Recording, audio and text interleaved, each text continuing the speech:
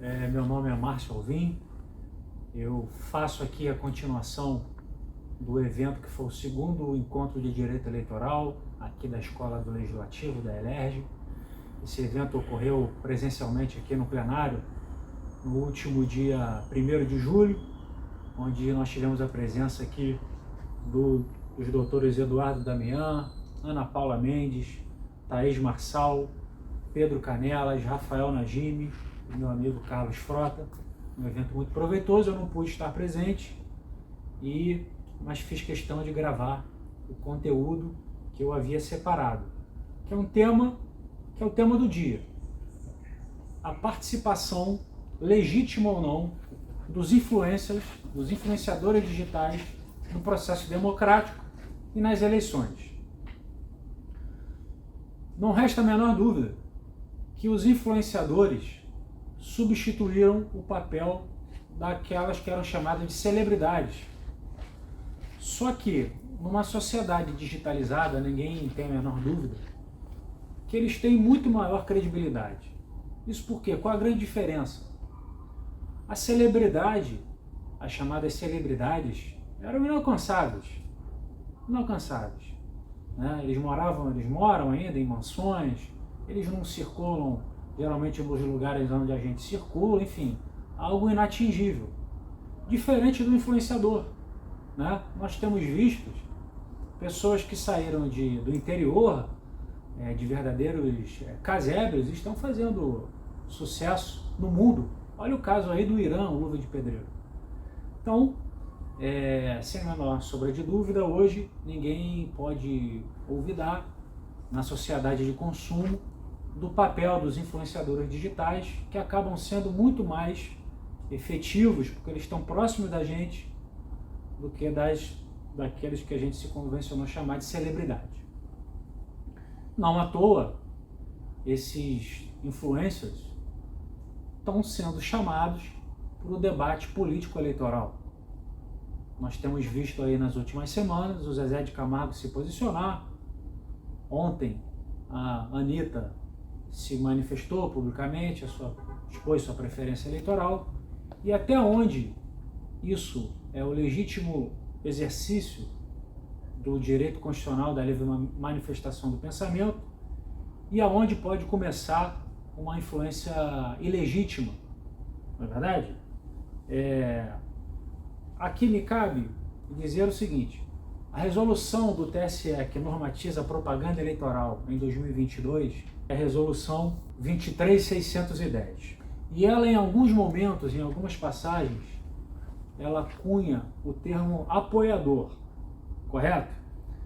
Com relação a essa questão da multiplicação de conteúdo, da influência, o artigo 29 da resolução 23.610 do TSE, repetindo, que vai normatizar a propaganda eleitoral no pleito que se avizinha, ele veda a propaganda paga na internet, excetuado o impulsionamento de conteúdo, correto?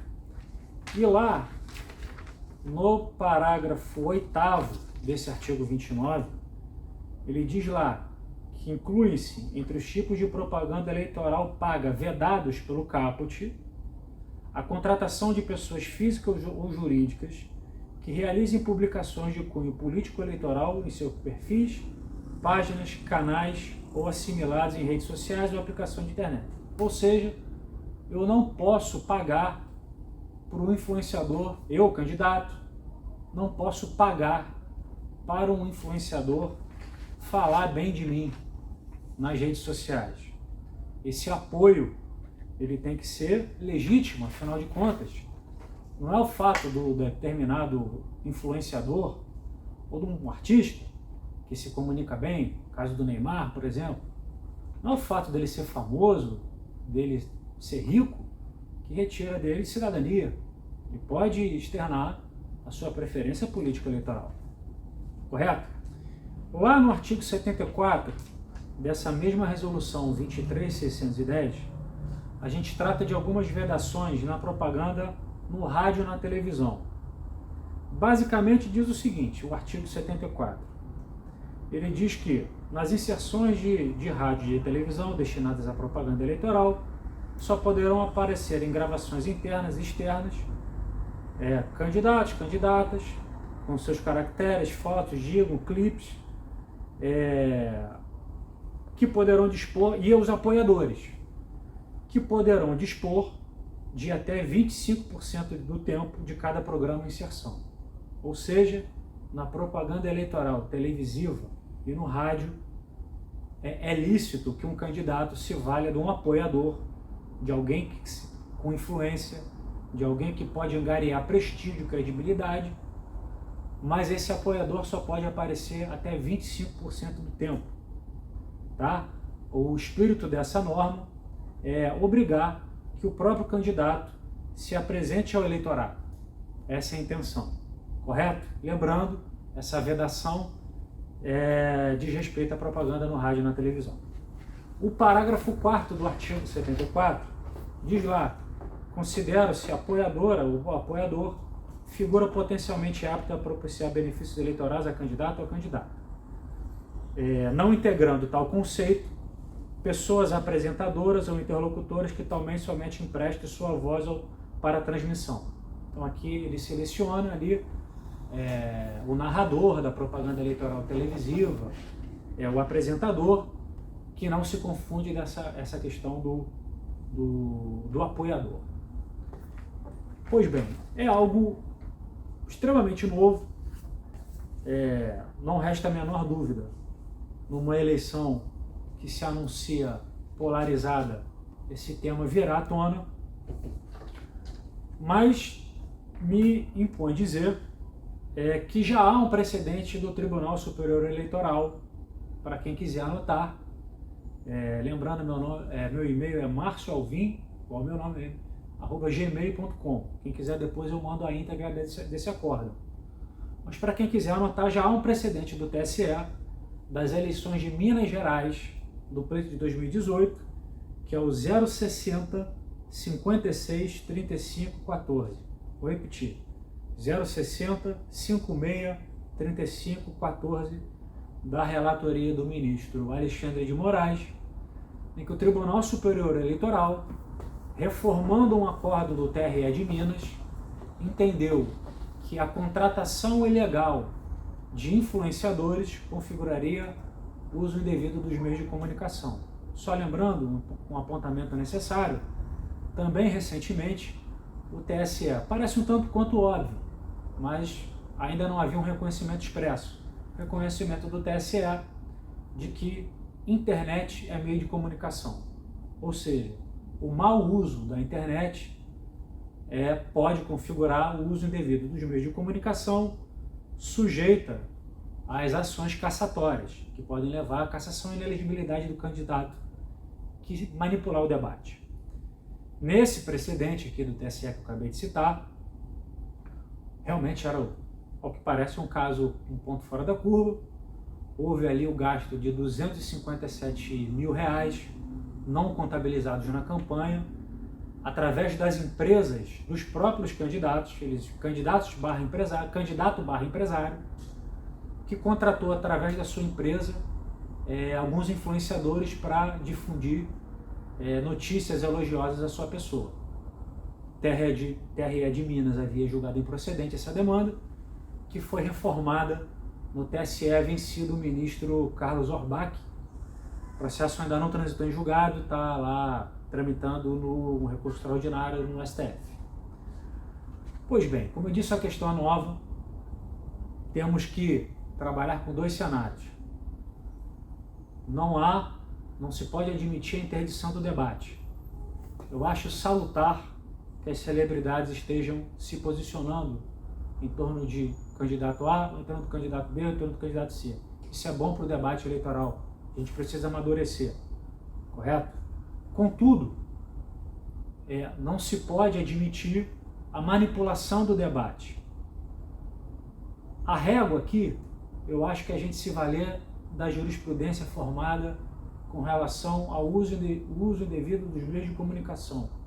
Ou seja, pagar um influenciador, seja com recursos do fundo eleitoral, recursos privados, ou até, quem sabe, recursos públicos, essa questão dos shows aí, cachês milionários, enfim, pode configurar o uso indevido dos meios de comunicação. Pagar o influenciador, pagar um artista para que ele se posicione, é o mesmo que subornar o dono de um jornal. Não há diferença. Essa é a questão. O apoio é legítimo, o artista está se posicionando, está exercendo, e não é nada novo na nossa democracia. Já foi assim nas outras eleições.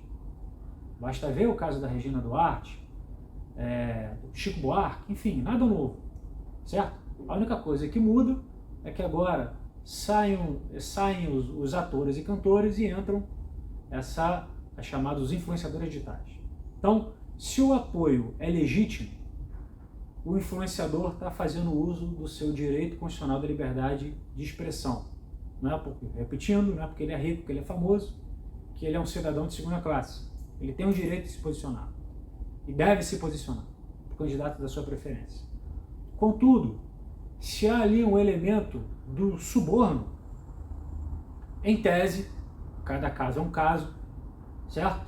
Em tese, pode-se chegar à conclusão, e já há um precedente aqui no TSE, um caso bastante específico, enfim, que envolvia até um gasto bastante relevante não contabilizado, pode até se levar em questão a cassação e a declaração de inelegibilidade a partir da cooptação financeira do influenciador por uso indevido dos meios de comunicação. E por fim, como eu disse, a vedação que eu trouxe aqui do tempo, do 25% do tempo, do qual dispõem os apoiadores, ela está restrita ao rádio e à televisão. Direito eleitoral, norma de direito público, cláusula, norma restritiva de direito, a gente interpreta restritivamente. Ou seja, não há qualquer vedação de tempo, a legítima participação dos apoiadores na rede mundial de computadores. Por fim, agora encerrando, essa legítima manifestação do pensamento também não é um cheque em branco. Da mesma forma que eu disse aqui, que não é o fato do sujeito do determinado artista ou influenciador ser rico e famoso que não tira o direito dele manifestar sua preferência política, também não dá aso para que ele, por exemplo, possa fazer um discurso de ódio ou difundir notícias manifestas e sabidamente inverídicas.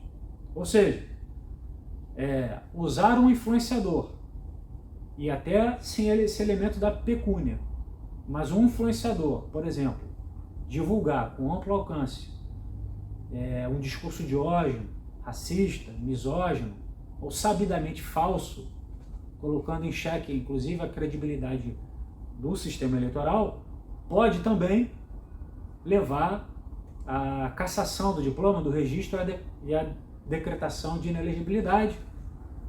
Outro caso também, recente, famoso, do TSE, do deputado do Paraná, delegado Francisquini, que divulgou no dia da eleição uma notícia manifestamente inverídica na rede mundial de computadores e se considerou que isso levou à cassação do diploma dele. Então, são esses os breves apontamentos que eu queria fazer para vocês. Deixo a reflexão, o tema não se esgota aqui, com certeza nas próximas semanas e dias e durante o pleito nós veremos esse entre-choque entre a liberdade de expressão, aonde começa e termina a legítima liberdade, o direito constitucional da liberdade de expressão, e aonde eu devo vedar o abuso do poder econômico e o uso indevido dos meios de comunicação através da cooptação ilegal dos influenciadores digitais. Gente, eram essas as exposições que eu queria falar. Muito obrigado e até a próxima. Forte abraço.